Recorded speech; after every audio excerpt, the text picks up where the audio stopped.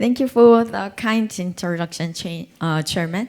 It's a pleasure to be here today. In this presentation, I will focus on how stress, particularly acute and chronic psychological stress, affects the vascular system. We've long known that acute stress can precipitate cardiovascular events. This is a classic example from the famous Northbridge earthquake study. As you can see here, on the day of the earthquake, there was a sharp spike in death due to coronary artery disease confirmed through pathology. In contrast, when you look at the same period in 1991, 92, and 3, years without such an acute stressor, the rate of cardiovascular deaths were relatively stable and predictable. This illustrates that acute psychological stress, even from a sudden environmental event like an earthquake, can have an immediate and measurable impact on cardiovascular outcomes. So this slide shows what happens acutely in response to mental stress, focusing on how quickly these effects unfold and how they impact endothelial function. Right after a stressor, there is a fast sympathetic nervous system activation, which drives increases in heart rate, blood pressure, cardiac output, and peripheral resistance.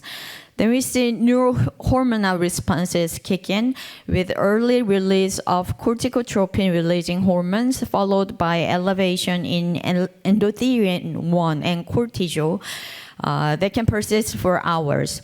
At the vascular level, all of this leads to a temporary impairment in endothelial function. You can see here that multiple studies have shown reductions in flow-mediated dilation immediately after acute stress, reflecting that impairment. While these effects are typically short-lived, it's important to recognize that the vascular system is very sensitive to stress, even in the short term. And if someone is exposed to stress repeatedly, these acute effects could add up over time and contribute to long-term vascular disease. Beyond these acute situations, many epidemiological studies over the years have examined the relationship between stress and cardiovascular outcomes, not only in the general population without pre-existing cardiovascular disease, but also among individuals with multiple risk factors or established disease. Now let's further underscore just how important stress is as cardiovascular risk factors. This figure is from the InterHeart study and shows that the attributable risk of psychosocial stress is comparable to that of major traditional risk factors such as smoking, hypertension, diabetes, and abdominal obesity. On the right side of the slide, you can see that when stress or depression is added to a cluster of traditional cardiovascular risk factors, the risk of myocardial infarction increases dramatically up to 2.5 times higher. So this evidence really highlights that psychosocial stress is not a trivial factor. It is a major, maybe modifiable determinant of cardiovascular risk and deserves a careful assessment and management alongside conventional risk factors in clinical practice. Another point I want to emphasize here is that acute mental stress can actually lead to clinically significant ischemia.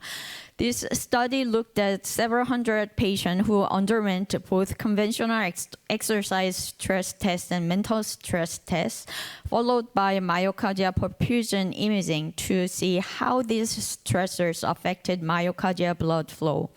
What they found is really interesting. Over a 6-year follow-up, patients who didn't develop ischemia with either stressor had the lowest event rates. Next were those who developed ischemia with conventional stress, but notably, people who had ischemia in response to mental stress actually had an even higher event rate. So this really underscores that mental stress-induced ischemia isn't just a theoretical concern. It's clinically important and carries prognostic significance. And this is a study that was published in 2014, and what they did was examine a few dimensions of psychosocial distress and how those related to stroke risk. Looking at the table here, you can see that people with higher chronic stress scores were significantly associated with the increased stroke risk, and this relationship appears dose-dependent. Here we are looking at another study that examined psychosocial distress and its association with stroke mortality. The researchers divided participants into quartiles based on distress levels, and as you can see, there's a clear dose-response relationship. The higher the distress, the higher the hazard ratio for stroke mortality. I want you to show some experimental data that really illustrate how chronic stress can directly promote atherosclerotic inflammation. Stressed mice had significantly more protease activity within their plaques, and there was a clear increase in inflammatory cells like neutrophils and monocytes. If you look at the histology, we also see greater infiltration of inflammatory cells. Chronic stress didn't just increase inflammation. It also altered the structure of the plaque themselves. The plaques had thinner fibrous caps and larger necrotic cores, both of which are features of vulnerable plaques that are more likely to rupture and cause heart attacks or stroke. So here's some human data that shows the link between psychosocial factors and carotid arteriosclerosis. In this picture, you can see IMT across groups of women based on their hostility scores. What stands out is that women with the highest hostility scores had significantly greater IMT in their carotid arteries. What this suggests is that psychosocial factors aren't just abstract emotional state. They are associated with measurable structural changes in the vasculature. This is what happens to hemodynamics when people are asked to speak for 3 minutes on an uncomfortable topic. You can see that rate pressure product goes up, and that's driven by increases in systolic and diastolic blood pressure as well as heart rate. What's interesting here is that diastolic pressure rises, which is different from what we typically see during physical exercise, where diastolic pressure usually stays the same or even decreases. And as you'd expected, catecholamine levels also rise in response to this mental stress. This shows how we use a fingertip device called PAT, peripheral artery tonometry, which measures the pulsatility in the fingertips, basically reflecting the vasodilator tone of the small vessels there. During a mental stress test, you can see here that this person's digital microcirculation constricts quite significantly and then relaxes during recovery. The PAT ratio compares pulse wave amplitude during stress to that at rest. A value below 1 means the vessel constricts during stress. This study examines how mental stress affects microvascular function. During mental stress, the average PAT ratio dropped to about 0.68, meaning there was approximately 32% reduction in digital blood flow due to vasoconstriction. This finding shows that even in small peripheral vessels, stress causes vasoconstriction through activation of the sympathetic nervous system, particularly due to norepinephrine release. In this study, patients were divided into 2 groups based on their PAT ratio during mental stress. A lower PAT ratio group reflecting greater vasoconstriction, and a higher PAT ratio group reflecting less vasoconstriction. As shown in the Kaplan-Meier curve, those with a lower PAT ratio had significantly higher rate of adverse cardiovascular outcomes over follow-up. Even after adjusting for demographics, clinical risk factors, and hemodynamic responses like rate pressure product, a low PAT ratio remained independently associated with about 1.7-fold increased risk of adverse event. In a separate group of patients undergoing cardiac catheterization, researchers assessed how mental stress affected the coronary circulation directly. They measured the changes in coronary vessel diameter and blood flow in response to mental stress alongside standard pharmacologic tests. The result here showed that mental stress, as expected, increases heart rate and blood pressure. However, during this stress, the epicardial coronary vessels constrict by approximately 5%, which is statistically significant. So overall, we say that mental stress leads to coronary epicardial constriction. In this study, stress-induced vascular dysfunction relates to cardiovascular risk, and they found some interesting sex differences. Here they saw the worse microvascular function during stress predicted higher cardiovascular risk, but only in women, not in men. Then they looked at conduit artery endothelial function using FMD, which measures how well larger arteries dilate. In this case, endothelial dysfunction predict higher risk in both men and women. So overall, it suggests that microvascular dysfunction in response to stress seems to matter more for women risk, while impaired endothelial function in larger arteries is a risk factor for both sexes. So this figure shows how we used to think about stress responses from hemodynamic perspective. So this reflects a more traditional view, and we now recognize that the biology of stress and vascular disease is far more complex than this model suggests. This figure illustrates how IL-6 and heart rate variability may mediate the relationship between psychological stress and cardiovascular outcomes. At the top, psychological stress activates the rostral media prefrontal cortex, a key area involved in processing emotional and stress-related signals. This neuroactivation appears to trigger two downstream pathways. One is an increase in systemic inflammation reflected by elevated post-stress IL-6 levels.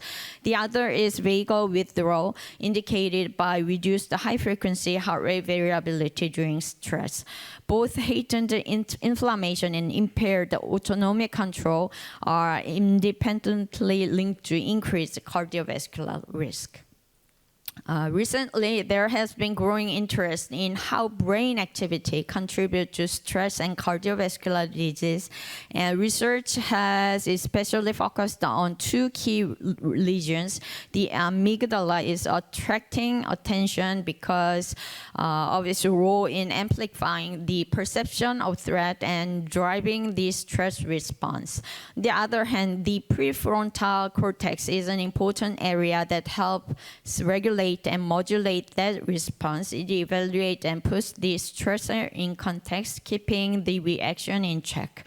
Together, these brain regions coordinate how we respond to stress, both psychologically and physiologically, activating autonomic and endocrine pathways that can affect vascular function. It is also important to recognize that chronic stress profoundly affects several key neurological networks. For example, during chronic stress exposure, amygdala neurons exhibit dendritic growth and persistent spine formation, resulting in increased arborization. Overall, chronic stress exerts a negative impact on cortical structure, contributing to dysfunction in these critical brain regions. Now, let's think about this question. Is it really the stressor itself, or is it how the brain responds to that stressor that drives disease? In this study, researchers counted up exposures to common neighborhood level stressors and then measured amygdala activity as an indicator of brain stress response. What they found was pretty clear. As the number of stressors increased, so so did the amygdala activity, showing a kind of dose-response relationship. So while these exposures are measurable and quantifiable, what really seems to matter is that they engage the brain's stress neural networks, which then potentially lead to downstream biological effects and ultimately disease. This study introduced an important concept, neurobiological resilience. Even when individuals are exposed to significant socio-economic or environmental stressors, their brains do not all respond in the same way. As shown here, some individuals demonstrate relatively low amygdala activity despite substantial stress exposure. These are considered neurobiologically resilient individuals. Others with the same level of exposure exhibit heightened amygdala activity, suggest lower resilience. And this distinction has clinical relevance. Among those exposed to stress, individuals with lower amygdala activity experience better cardiovascular outcomes, while those with higher amygdala activity had higher rate of events. Another study looked at how socioeconomic status, particularly income, relates to cardiovascular disease, whether stress-related brain mechanisms might explain this link. In this Kaplan-Meier curve, people with the lowest income had the highest rate of MACE over time. They also find that individuals with lower income showed higher amygdala activity, the brain's key stress center, and greater arterial inflammation. This figure shows representative images from two patients, one who subsequently developed cardiovascular events and one who did not. The patient who went on to develop an event had higher amygdala activity, greater bone marrow activity, and more arterial inflammation. A more recent study examined the relationship between corticolimbic activity and cardiovascular risk using PET-CT imaging. They found that higher amygdala activity was positively associated with aortic inflammation, bone marrow activity, and even perceived stress. Here's a recent paper from Nature introducing the concept of an artery brain circuit. They described artery tertiary lymphoid organ, ATLOS, collection of inflammatory cells located around the atherosclerotic plaques, and show that these areas are closely innervated by sympathetic nerves. Using tracing technique, they demonstrated a bidirectional communication between these artery-associated lymphoid structure and brain lesions, such as the amygdala, suggesting a neuroimmune interface that could perpetuate arterial inflammation. And the next thing they did was very interesting. They showed that interrupting this artery brain circuit attenuate atherosclerosis. So for example, if they did a celiac ganglionectomy, they found that the plaque size and plaque vulnerability indices were reduced. This slide shows an example of lifestyle factor where moderate level of alcohol appears to be associated with lower cardiovascular events. When we look at the overall MACE event, we see a substantial reduction, and most of the component of MACE are also reduced with alcohol intake, but cancer risk goes up. Moderate alcohol intake is associated with lower stress-related neuroactivity driven mainly by reduced amygdala activation rather than changes in cortical modulation. And in this context, we can also look at physical activity. Here we see a clear dose-response relationship where greater physical activity is associated with lower stress-related neuroactivity. Interestingly, this appear. I think next speaker will explain this well. And this is metabolite assessment. Individuals with greater activation in this prefrontal region had worse long-term outcomes compared to those with lower activation. This region is involved in processing psychological information and stress. And in this study, they explored how this activation may lead to downstream physiological effects. again IL-6. Beyond the inflammatory and neural pathway, regenerative markers such as SDF1 are also relevant. Inflammatory markers like MCP1 and MAP1 rises significantly after mental stress, reflecting on acute inflammatory response. And this study shows that metabolomics profiling can distinguish stressed individuals from healthy controls with differences in pathways like lipid, bile acid, and purine metabolism. Lastly, this network analysis shows how stress-associated metabolites interact with key signaling molecules like leptin, insulin, LDL, glutamine, and NF-kappa B centered around extracellular signal-regulated kinases. So this is my conclusion. Stress is a significant and modifiable contributor to vascular dysfunction and CVD risk. The impact of stress depends not only on exposure, but also on how the brain responds to stressors, neural stressor pathway link, social and psychological stressors to inflammation, thrombosis, and vascular dysfunction. And understanding these mechanisms can inform risk stratification and target interventions to improve cardiovascular outcomes. Thank you for your attention.